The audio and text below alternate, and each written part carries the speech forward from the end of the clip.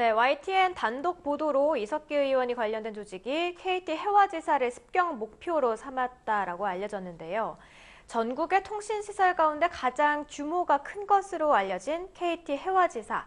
어떤 역할을 하고 있고 또 실제로 습격을 당한다면 어떤 일이 일어날까요?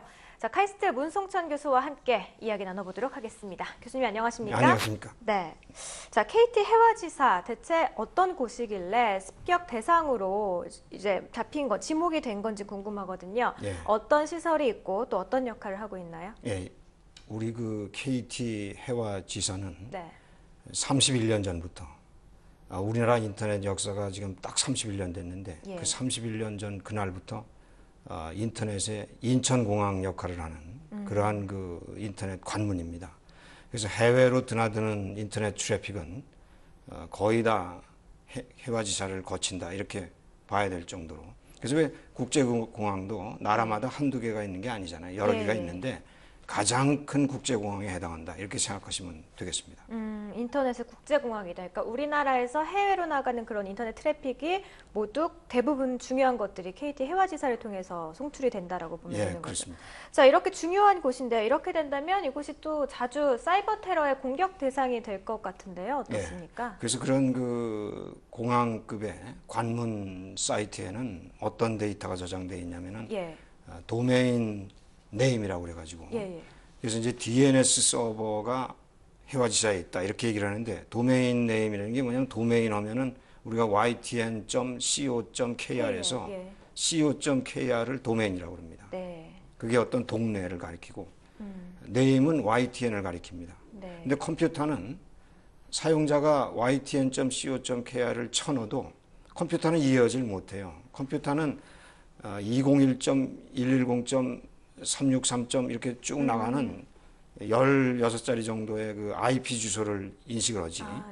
ytn.co.kr은 인식을 못해. 근데 ytn.co.kr을 그 IP 주소로 바꿔주는 그 주소 테이블이 해화지사에 저장되어 있는 겁니다, 말하자면. 그래서 거기를 가야 그 주소를 찾아낼 수 있고 YTN에 비로소 접속이 되지요. 그렇기 때문에 이 DNS 서버를 가지고 있기 때문에 해화지사가 공격을 당하면은 DNS 서버가 마비가 되고 마비가 되면은 인터넷이 사용자는 연결이 안 되는 거죠. 그렇기 때문에 해화지사의 중요성이 그렇게 크다. 그다음에 우리나라 인터넷의 40~50%가 해화지사에서 이루어진다. 이렇게 봐야 되기 때문에 그 지사의 역할이 크다 이렇게 말씀드릴 수가 있습니다. 그렇군요. 자, 그렇다면 이렇게 물리적인 공격이나 사이버 테러 등을 통해 해화지사가 마비가 됐을 때 구체적으로 또 어떤 일들이 일어나게 될 건지. 물리적 공격은 어느 정도로 되어 있냐면 그 해화지사 인터넷 그 시설 같은 거는 지하 벙커 조직으로 되어 있거든요.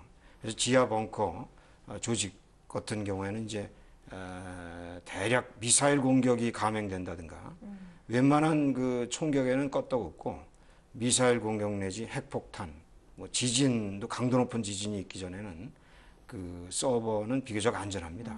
다만 그 우리가 이제 그런 강한 강도 높은 공격이 감행됐을 때 이 트래픽을 우회시켜야 되거든요.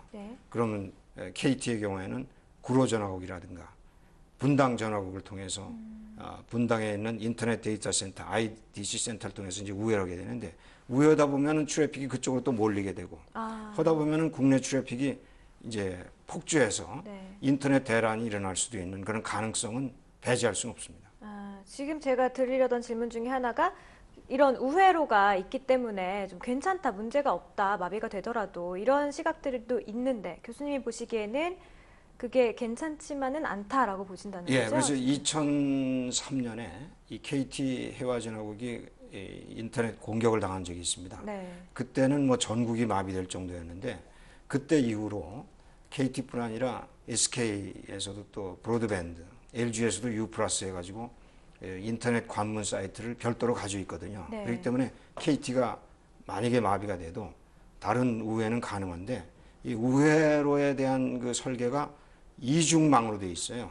그래서 이중망의 한계 때문에 속도 저하는 감수해야 됩니다. 다만 이중화된 것을 3중화, 4중화로 가져가면은 속도는 그만큼 또 유리한 소비자들에게는, 사용자들에게는 이제 속도가 그다지 느려지진 않았다 하는 느낌을 줄 수도 있는 거죠.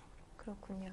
자, 이곳에는 또 주요 정보통신망이 밀집돼 있는 만큼 보안이 무엇보다도 가장 중요할 것 같은데요. 사이버 보안 말고도 또 물리적 타격에 대한 보안, 아까 말씀해주신 뭐 지하 벙커에 있다고 얘기를 해주셨는데 보안이 어떻게 잘 돼 있는 건가요? 예, 보안 시설은 상당히 치밀하게 돼 있고 심지어 그런 그 지하 벙커 시설에는 예.